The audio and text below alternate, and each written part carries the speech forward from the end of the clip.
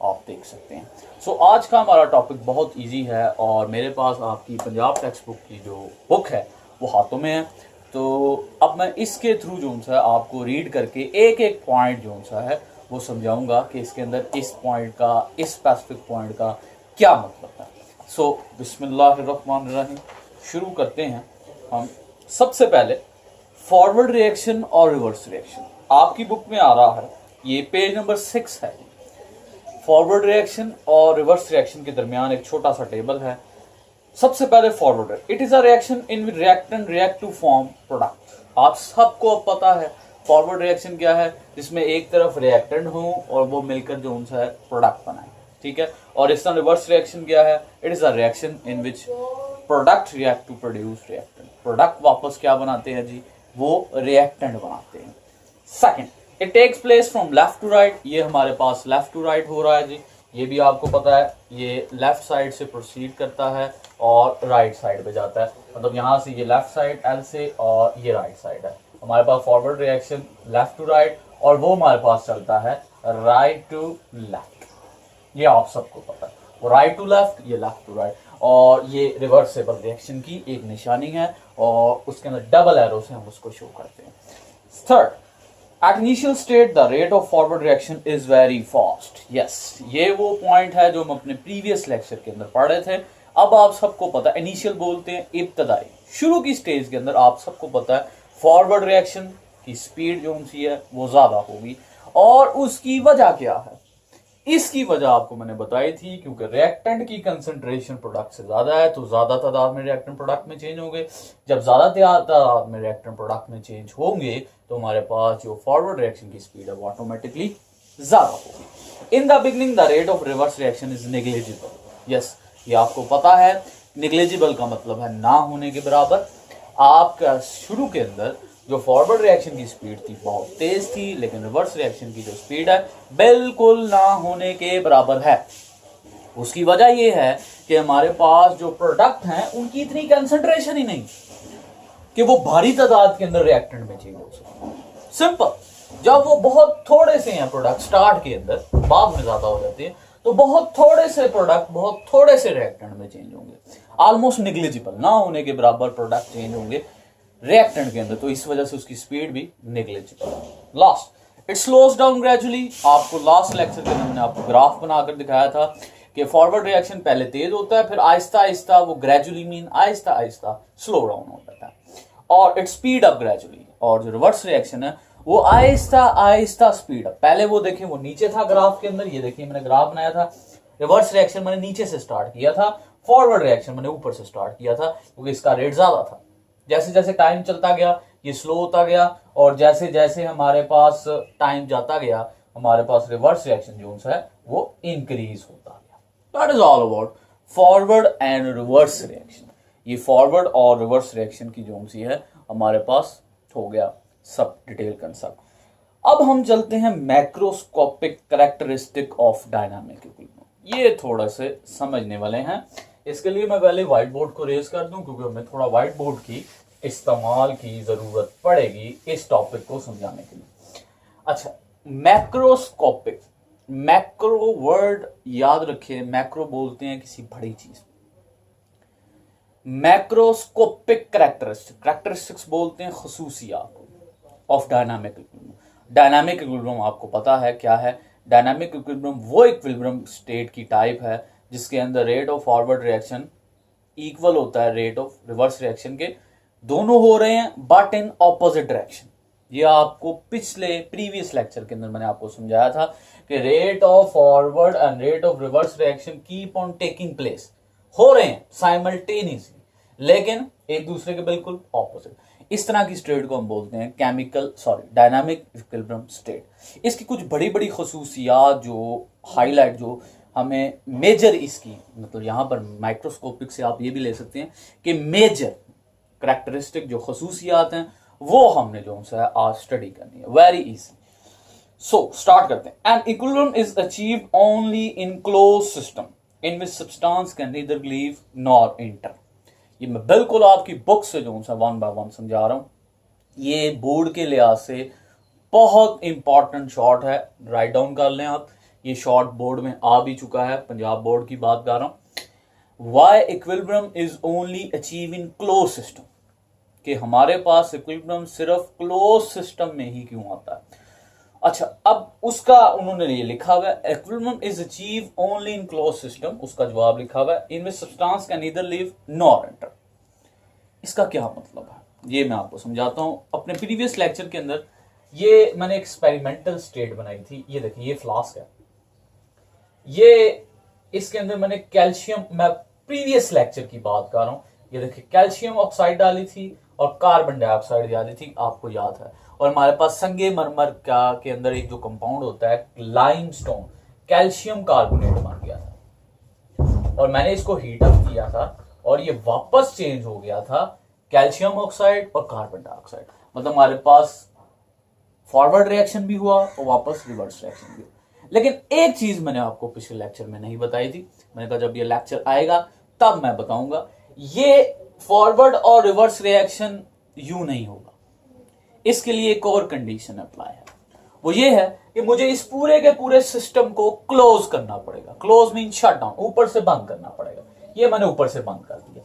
सबसे पहली तो बात, इसको हम क्लोज सिस्टम बोलते हैं, जो आपकी बुक में वर्ड आ रहा है। अब आप समझ जाएंगे कि मैंने जब ऊपर फ्लास्क को एक लिड से या किसी कवर से ढक दिया है तो वो अब ये क्लोज सिस्टम है। तो ऐसी जरूरत मुझे क्यों पड़ी, मुझे ऐसा जरूरत करने की क्यों पड़ी, उसको जरा गौर से समझ लें। जब कैल्शियम ऑक्साइड और कार्बन डाइऑक्साइड चेंज हुई, कैल्शियम कार्बोनेट ठीक हो गया, फिर हमने इसको हीट दी। जब हमने इसको हीट दी तो ये कैल्शियम कार्बोनेट वापस चेंज हो गया calcium oxide plus carbon dioxide में। अब क्या हुआ, कैल्शियम कार्बन डाइऑक्साइड हमारे पास गैस है, ये छोटा सा जी नीचे केमिकल रिएक्शन में भी लिखा आता है, इसका मतलब है गैस। ये गैस जैसे ये गैस बनी है, कार्बन डाइऑक्साइड बनी है, ऐसा खतरा है, ऐसा थ्रेट है कि ये गैस जो सी है वो डिफ्यूज आउट ना हो जाए, बाहर ना चली जाए। जब कार्बन डाइऑक्साइड बाहर चली जाएगी तो फिर कैल्शियम ऑक्साइड कार्बन डाइऑक्साइड के साथ मिलके वापस कैल्शियम कार्बोनेट कैसे बनाएगा, तो हमारे पास रिवर्सिबल रिएक्शन कैसे होगा। जब हमारे पास वापस जो सा है रिएक्टेंट प्रोडक्ट में चेंज हुए और प्रोडक्ट वापस रिएक्टेंट में, फिर रिएक्टेंट प्रोडक्ट में चेंज नहीं हो रहे क्योंकि कैल्शियम कार्बन डाइऑक्साइड बाहर डिफ्यूज हो गई। लेकिन जब हम इसको ऊपर से क्लोज कर दें तो फिर हमारे पास जो सा है ये कार्बन डाइऑक्साइड ना ही लीव होगी और ना ही बाहर से कोई चीज एंटर होगी। ये भी याद रखें, बाहर भी गैसेज हैं, बाहर से भी अगर अंदर गैसेज आ गई तो कैल्शियम ऑक्साइड किसी और गैस के साथ मिलकर कोई दूसरा कंपाउंड बना देगा, ये नहीं बना सकता। तो इस वजह से ये भी आपने ख्याल रखना है कि ये भी हमारे पास इस तरह से जो है सिर्फ ये क्लोज सिस्टम में हमारे पास होगा। Second, an equilibrium state is state a reaction does not stop, forward and reverse reaction keep on taking place at the same rate but in opposite direction। ये आपको पता है, ये समझाने की जरूरत नहीं है। इक्विलिब्रियम स्टेट के अंदर रिएक्शन स्टॉप नहीं होता, रिएक्टेंट प्रोडक्ट में, प्रोडक्ट रिएक्टेंट में, रिएक्टेंट प्रोडक्ट में, प्रोडक्ट रिएक्टेंट में, ऑपोजिट डायरेक्शन के अंदर प्रोसीड होते रहते हैं। Third, at equilibrium state the amount of reactant and product do not change, even physical properties like color density remain the same। याद रखें, आपने केमिकल इक्विलिब्रियम कोई भी आप रिएक्शन कर रहे हैं उसके अंदर रिएक्टेंट और प्रोडक्ट की जो कंसंट्रेशन है वो चेंज नहीं होगी। मतलब आपने 2 मोल्स रिएक्टेंट के लिए हैं, या आपने मोल का पढ़ा हुआ है 9th क्लास में, और 2 मोल्स आपने प्रोडक्ट के लिए। तो केमिकल रिएक्शन के अंदर याद रखें ये 2 मोल जितने के हैं वो वापस 2 मोल प्रोडक्ट में चेंज होंगे और ये सारे के सारे 2 मोल प्रोडक्ट वापस चेंज हो जाएंगे 2 मोल रिएक्टेंट में। तो ओवरऑल कंसंट्रेशन में हमारे पास कोई भी डिफरेंस नहीं आया। ऐसा नहीं है कि हमने 2 मोल रिएक्टेंट लिए हैं और वो 1 मोल प्रोडक्ट में चेंज हुए और वापस 1 मोल प्रोडक्ट वापस 1 मोल प्रोडक्ट में चेंज हो गए, ऐसा नहीं है। 2 मोल प्रोडक्टेंट हमारे पास 2 मोल प्रोडक्ट्स में और 2 मोल प्रोडक्ट्स हमारे पास वापस 2 मोल रिएक्टेंट के अंदर चेंज हुए हैं। ओवरऑल जो रिएक्शन मिक्सचर की कंसंट्रेशन है वो सेम रही।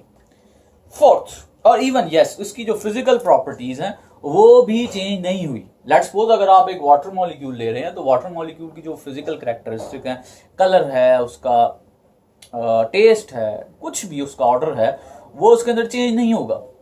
लेट्स सपोज मैंने ये एक केमिकल रिएक्शन लिया कैल्शियम कार्बोनेट, इसका जो कलर है वो व्हाइट होता है मार्बल, तो ये इसका कलर वगैरह चेंज नहीं होगा।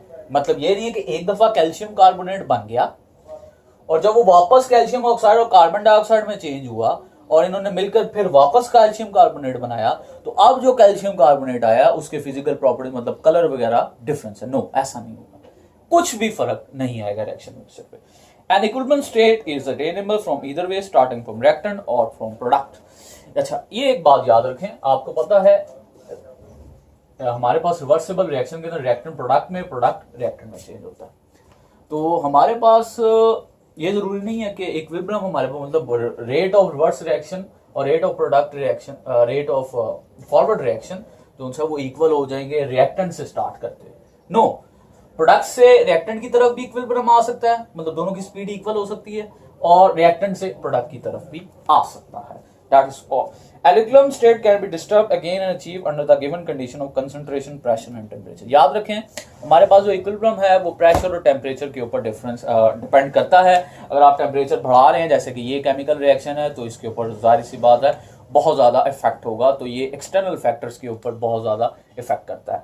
ये आज का हमारा लेक्चर है जी, ये आपको डिटेल में मैंने 1 बाय 1 जो उनसे वर्ड बाय वर्ड जो उनसे समझा दिया है। अगर आपको कोई ऐसा मसला हो तो लेक्चर को दोबारा से रिपीट करें, कोई ऐसा और इशू हो तो हमें कमेंट सेक्शन के अंदर कमेंट्स करें। जज़ाकल्लाह। आप देख सकते हैं।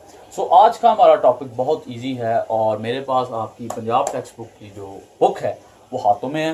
तो अब मैं इसके थ्रू जो उनसे आपको रीड करके एक एक पॉइंट जो उनसा है वो समझाऊंगा कि इसके अंदर इस पॉइंट का, इस स्पेसिफिक पॉइंट का क्या मतलब है। सो बिस्मिल्लाहिर्रहमानिर्रहीम, शुरू करते हैं हम। सबसे पहले फॉरवर्ड रिएक्शन और रिवर्स रिएक्शन आपकी बुक में आ रहा है, ये पेज नंबर 6 है।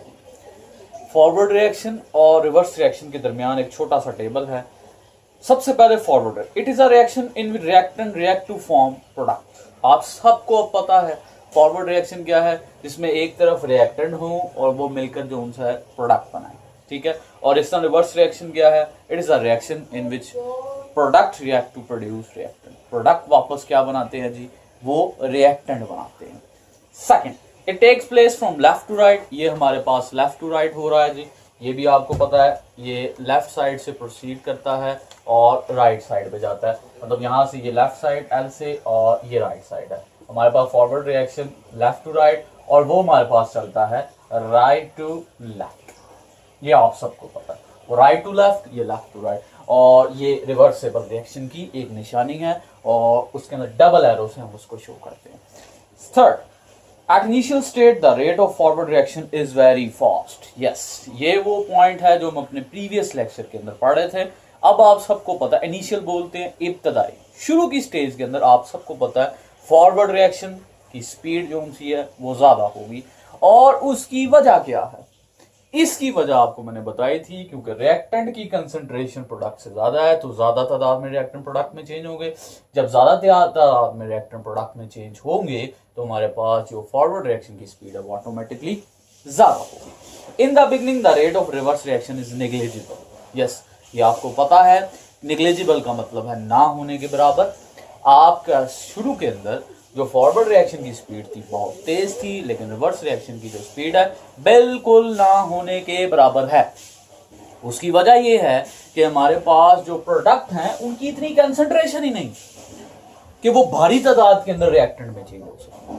सिंपल, जब वो बहुत थोड़े से हैं प्रोडक्ट स्टार्ट के अंदर, बाद में ज्यादा हो जाते हैं, तो बहुत थोड़े से प्रोडक्ट बहुत थोड़े से रिएक्टेंट में चेंज होंगे, ऑलमोस्ट नेग्लिजिबल, ना होने के बराबर प्रोडक्ट चेंज होंगे रिएक्टेंट के अंदर, तो इस वजह से उसकी स्पीड भी negligible. Last, it slows down gradually. आपको लास्ट लेक्चर के अंदर मैंने आपको ग्राफ बनाकर दिखाया था कि फॉरवर्ड रिएक्शन पहले तेज होता है, फिर आहिस्ता आहिस्ता वो gradually mean Aahista Aahista slow down हो जाता है, और इट स्पीड अप ग्रेजुअली। और जो रिवर्स रिएक्शन है वो आहिस्ता आहिस्ता स्पीड अप। पहले वो देखें वो नीचे था ग्राफ के अंदर, ये देखिए मैंने ग्राफ बनाया था, रिवर्स रिएक्शन मैंने नीचे से स्टार्ट किया था, फॉरवर्ड रिएक्शन मैंने ऊपर से स्टार्ट किया था, क्योंकि इसका रेट ज्यादा था। जैसे जैसे टाइम चलता गया ये स्लो होता गया, और जैसे जैसे हमारे पास टाइम जाता गया हमारे पास रिवर्स रिएक्शन जो है वो इंक्रीज होता गया। That is all about forward and reverse reaction. ये फॉरवर्ड और रिवर्स रिएक्शन की जो है हमारे पास हो गया सब डिटेल कंसेप्ट।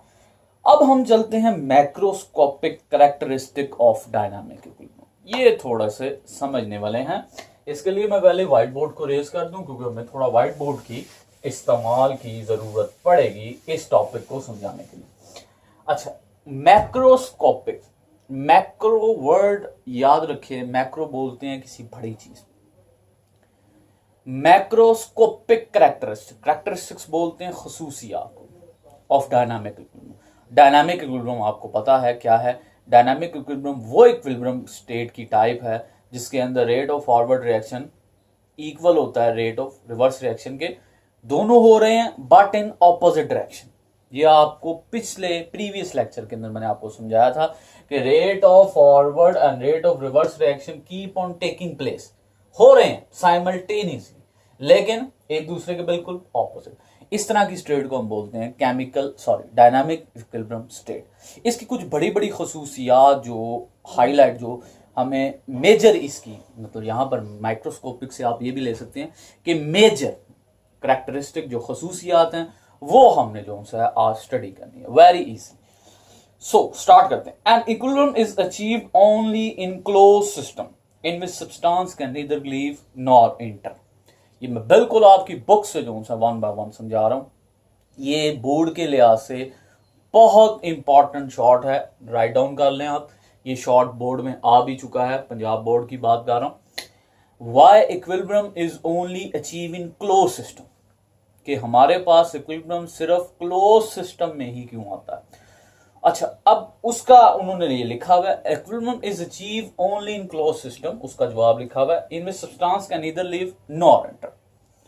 इसका क्या मतलब है ये मैं आपको समझाता हूं। अपने प्रीवियस लेक्चर के अंदर ये मैंने एक्सपेरिमेंटल स्टेट बनाई थी। ये देखिए, ये फ्लास्क है, ये इसके अंदर मैंने कैल्शियम, मैं प्रीवियस लेक्चर की बात कर रहा हूं। ये देखिए, कैल्शियम ऑक्साइड डाली थी और कार्बन डाइऑक्साइड डाली थी, आपको याद है। और हमारे पास संगमरमर का के अंदर एक जो कंपाउंड होता है लाइमस्टोन, कैल्शियम कार्बोनेट बन गया था और मैंने इसको हीट अप किया था और ये वापस चेंज हो गया था कैल्शियम ऑक्साइड और कार्बन डाइऑक्साइड। मतलब हमारे पास फॉरवर्ड रिएक्शन भी हुआ और वापस रिवर्स रिएक्शन भी हुआ। लेकिन एक चीज मैंने आपको पिछले लेक्चर में नहीं बताई थी, मैंने कहा जब ये लेक्चर आएगा तब मैं बताऊंगा। ये फॉरवर्ड और रिवर्स रिएक्शन यूं नहीं होगा, इसके लिए एक और कंडीशन अप्लाई है। वो ये है कि मुझे इस पूरे के पूरे सिस्टम को क्लोज करना पड़ेगा। क्लोज मीन शट डाउन, ऊपर से बंद करना पड़ेगा। ये मैंने ऊपर से बंद कर दिया। सबसे पहली तो बात, इसको हम क्लोज सिस्टम बोलते हैं। जो आपकी बुक में वर्ड आ रहा है, अब आप समझ जाएंगे कि मैंने जब ऊपर फ्लास्क को एक लिड से या किसी कवर से ढक दिया है तो वो अब ये क्लोज सिस्टम है। तो ऐसी जरूरत मुझे क्यों पड़ी, मुझे ऐसा जरूरत करने की क्यों पड़ी, उसको जरा गौर से समझ लें। जब कैल्शियम ऑक्साइड और कार्बन डाइऑक्साइड चेंज हुई, कैल्शियम कार्बोनेट हुई, ठीक हो गया। फिर हमने इसको हीट दी। जब हमने इसको हीट दी तो ये कैल्शियम कार्बोनेट वापस चेंज हो गया calcium oxide plus carbon dioxide.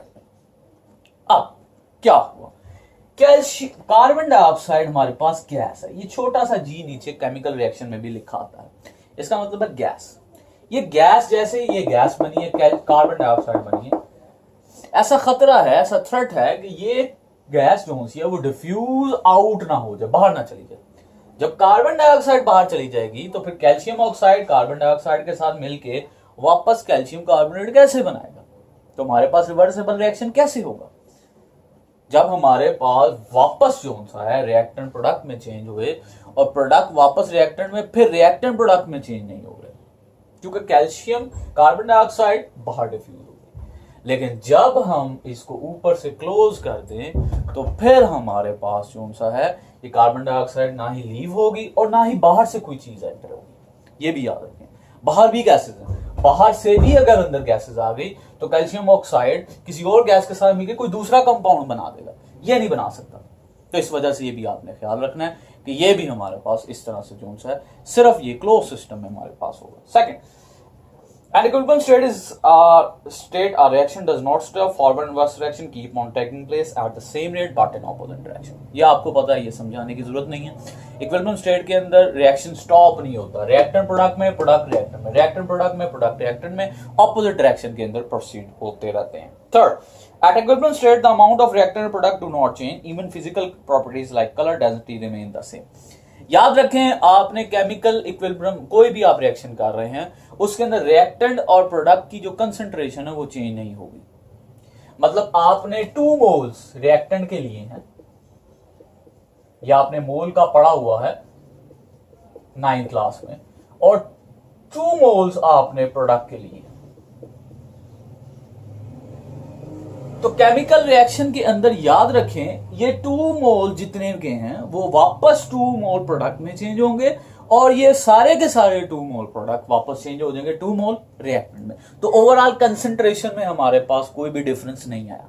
ऐसा नहीं है कि हमने 2 मोल रिएक्टेंट लिए हैं और वो 1 मोल प्रोडक्ट में चेंज हुए और वापस 1 मोल प्रोडक्ट वापस 1 मोल प्रोडक्ट में चेंज हो गए, ऐसा नहीं है। 2 मोल प्रोडक्टेंट हमारे पास 2 मोल प्रोडक्ट्स में, और 2 मोल प्रोडक्ट्स हमारे पास वापस 2 मोल रिएक्टेंट के अंदर चेंज हुए हैं। ओवरऑल जो रिएक्शन मिक्सचर की कंसंट्रेशन है वो सेम रही। फोर्थ, और इवन यस उसकी जो फिजिकल प्रॉपर्टीज हैं वो भी चेंज नहीं हुई। लेट्स सपोज अगर आप एक वाटर मॉलिक्यूल ले रहे हैं तो वाटर मॉलिक्यूल की जो फिजिकल कैरेक्टरिस्टिक है, कलर है उसका, टेस्ट है, कुछ भी उसका ऑर्डर है, वो उसके अंदर चेंज नहीं होगा। लेट्स सपोज मैंने ये एक केमिकल रिएक्शन लिया, कैल्शियम कार्बोनेट, इसका जो कलर है वो व्हाइट होता है मार्बल, तो ये इसका कलर वगैरह चेंज नहीं होगा। मतलब ये नहीं है कि एक दफा कैल्शियम कार्बोनेट बन गया और जब वो वापस कैल्शियम ऑक्साइड और कार्बन डाइऑक्साइड में चेंज हुआ और इन्होंने मिलकर फिर वापस कैल्शियम कार्बोनेट बनाया, तो अब जो कैल्शियम कार्बोनेट आया उसके फिजिकल प्रॉपर्टी मतलब कलर वगैरह डिफरेंस है। नो, ऐसा नहीं होगा, कुछ भी फर्क नहीं आएगा रिएक्शन मिक्सचर पे। An equilibrium state is attainable from either way, starting from reactant or from product. अच्छा, ये एक बात याद रखें, आपको पता है हमारे पास रिवर्सिबल रिएक्शन के अंदर रिएक्टेंट प्रोडक्ट में, प्रोडक्ट रिएक्टेंट में चेंज होता है। तो हमारे पास ये जरूरी नहीं है कि इक्विलिब्रियम हमारे पास मतलब रेट ऑफ रिवर्स रिएक्शन और rate of product reaction, rate of forward reaction जो उनसे वो इक्वल हो जाएंगे रिएक्टेंट से स्टार्ट करते हैं। नो, प्रोडक्ट से रिएक्टेंट की तरफ भी इक्विलिब्रियम आ सकता है, मतलब दोनों की स्पीड इक्वल हो सकती है, और रिएक्टेंट से प्रोडक्ट की तरफ भी आ सकता है। That is all. Equilibrium state can be disturbed again and achieved under the given condition of concentration, pressure and temperature. याद रखें, हमारे पास जो इक्विलिब्रियम है वो प्रेशर और टेम्परेचर के ऊपर डिफरेंस डिपेंड करता है। अगर आप टेम्परेचर बढ़ा रहे हैं, जैसे कि ये केमिकल रिएक्शन है, तो इसके ऊपर जाहिर सी बात है बहुत ज्यादा इफेक्ट होगा, तो ये एक्सटर्नल फैक्टर्स के ऊपर बहुत ज्यादा इफेक्ट करता है। ये आज का हमारा लेक्चर है जी, ये आपको डिटेल में मैंने 1 बाय 1 जो उनसे वर्ड बाय वर्ड जो उनसे समझा दिया है। अगर आपको कोई ऐसा मसला हो तो लेक्चर को दोबारा से रिपीट करें, कोई ऐसा और इशू हो तो हमें कमेंट सेक्शन के अंदर कमेंट्स करें। जज़ाकल्लाह।